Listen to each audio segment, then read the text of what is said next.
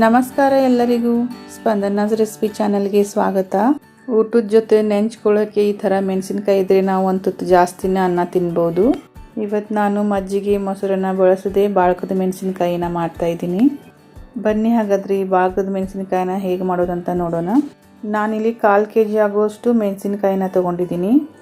ಇದು ಖಾರ ಕಡಿಮೆ ಇರೋ ಮೆಣಸಿನ್ಕಾಯಿ. ಈ ಬಾಳ್ಕದ ಮೆಣಸಿನ್ಕಾಯಿ ಮಾಡಲಿಕ್ಕೆ ಆದಷ್ಟು ಖಾರ ಕಡಿಮೆ ಇರೋ ಮೆಣಸಿನ್ಕಾಯಿನೇ ತೊಗೋಬೇಕು.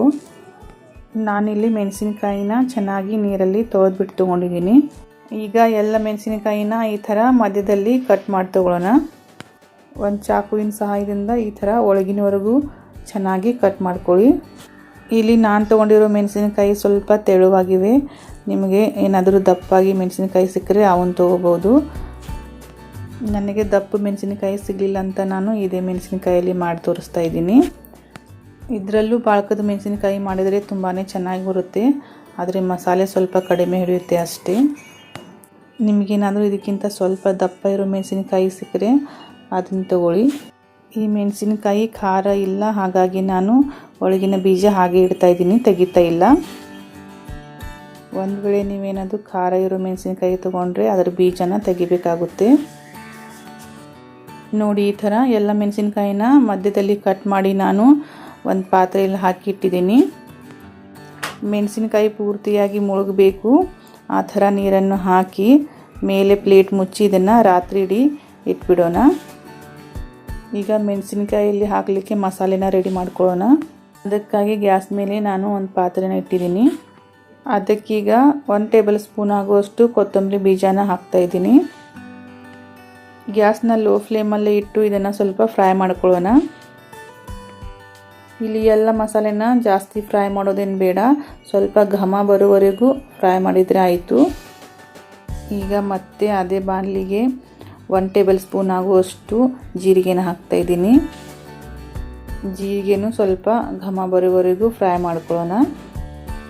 ಜೀರಿಗೆ ಫ್ರೈ ಆದ ನಂತರ ಈಗ ಗ್ಯಾಸ್ನ ಆಫ್ ಮಾಡಿಟ್ಟು ನಾನು ಅದೇ ಬಾಣಲಿಗೆ 1 ಟೀ ಸ್ಪೂನ್ ಆಗುವಷ್ಟು ಮೆಂತ್ಯ ಕಾಳನ್ನು ಹಾಕ್ತಾಯಿದ್ದೀನಿ. ಬಾಣಲಿ ಬಿಸಿಯಾಗಿರೋದ್ರಿಂದ ಅದರಲ್ಲೇ ಸ್ವಲ್ಪ ಮೆಂತ್ಯ ಕಾಳನ್ನು ಬಿಸಿ ಮಾಡ್ಕೊಂಡ್ರೆ ಸಾಕು. ಮೆಂತ್ಯ ಕಾಳನ್ನ ಜಾಸ್ತಿಯಾಗಿ ಫ್ರೈ ಮಾಡೋದ್ರಿಂದ ಅದು ಇನ್ನೂ ಕಹಿ ಆಗಿಬಿಡುತ್ತೆ. ಈಗ ಫ್ರೈ ಮಾಡ್ಕೊಂಡಿರೋ ಎಲ್ಲ ಮಸಾಲೆನ ತಣ್ಣಗಾಗೋಕೆ ಇಡೋಣ.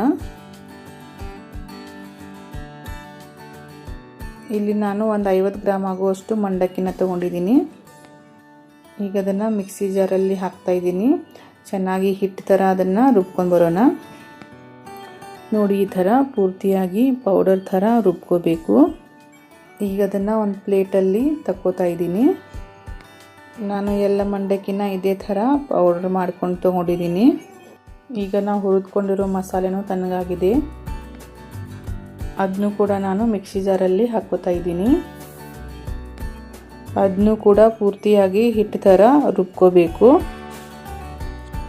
ಈಗ ರುಬ್ಬಿರೋ ಮಸಾಲೆನ ನಾನು ಮಂಡಕ್ಕಿನ ಹಿಟ್ಟು ಮಾಡಿ ಇಟ್ಟಿದ್ವಲ್ಲ ಅದೇ ಪ್ಲೇಟಿಗೆ ಹಾಕ್ತಾಯಿದ್ದೀನಿ. ಈಗ ಇದಕ್ಕೆ 1 ಟೇಬಲ್ ಸ್ಪೂನ್ ಆಗುವಷ್ಟು ಉಪ್ಪನ್ನು ಹಾಕ್ತಾಯಿದ್ದೀನಿ. ಈಗ ಇದನ್ನು ಎಲ್ಲ ಚೆನ್ನಾಗಿ ಮಿಕ್ಸ್ ಮಾಡ್ಕೊಳ್ಳೋಣ. ಈಗ ನಾವು ಕಟ್ ಮಾಡಿ ಇಟ್ಕೊಂಡಿರೋ ಮೆಣಸಿನ್ಕಾಯಿನ ರಾತ್ರಿ ಇಡೀ ನೀರಲ್ಲಿ ಹಾಕಿದ ನಂತರ ನೋಡಿ ಈ ಥರ ಆಗಿವೆ. ಈಗ ಅದರಲ್ಲಿ ನಾವು ಈಸಿಯಾಗಿ ಮಸಾಲೆನ ತುಂಬಬಹುದು. ಈಗ ಎಲ್ಲ ಮೆಣಸಿನಕಾಯಿನ ನಾವು ನೀರು ಬಸಿದು ಆಚೆ ತಕ್ಕೊಳ್ಳೋಣ. ಈಗ ಒಂದೊಂದೇ ಮೆಣಸಿನಕಾಯಿನ ತಗೊಂಡು ನಾವು ಮಾಡಿಟ್ಟಿರೋ ಮಸಾಲೆನ ತುಂಬ್ಕೊಳ್ಳೋಣ. ನೋಡಿ, ಈ ಥರ ಒಳಗಿನವರೆಗೂ ಪೂರ್ತಿಯಾಗಿ ಮಸಾಲೆನ ತುಂಬಿ. ಮೆಣಸಿನಕಾಯಿ ಹಸಿಯಾಗಿರೋದ್ರಿಂದ ಮಸಾಲೆ ಬೇಗನೆ ಹೀರ್ಕೊಂಡ್ಬಿಡುತ್ತೆ. ಹೀಗೆ ಹೆಬ್ಬಟ್ಟಿನಿಂದ ಸ್ವಲ್ಪ ಈ ಥರ ಪ್ರೆಸ್ ಮಾಡ್ತಾ ಮಾಡ್ತಾ ಒಳಗಿನವರೆಗೂ ಮಸಾಲೆನ ತುಂಬ್ಕೊಳ್ಳಿ.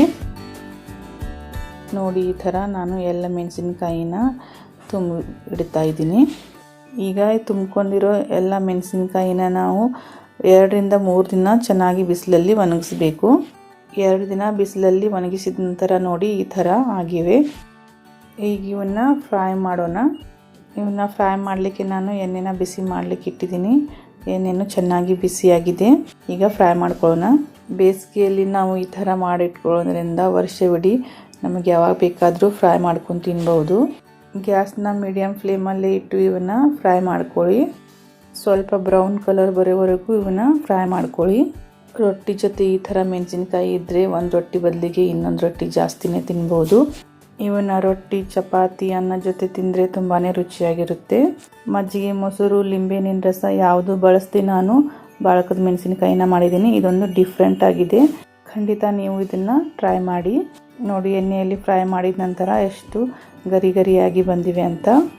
ಹಾಗಾದರೆ ಫ್ರೆಂಡ್ಸ್, ಇವತ್ತಿನ ರೆಸಿಪಿ ಏನಾದರೂ ನಿಮಗೆ ಇಷ್ಟವಾಗಿದ್ದರೆ ಒಂದು ಲೈಕ್ ಮಾಡಿ, ಶೇರ್ ಮಾಡಿ, ಹಾಗೆ ನಮ್ಮ ಚಾನಲ್ನ ಸಬ್ಸ್ಕ್ರೈಬ್ ಮಾಡೋದನ್ನು ಮರಿಬೇಡಿ.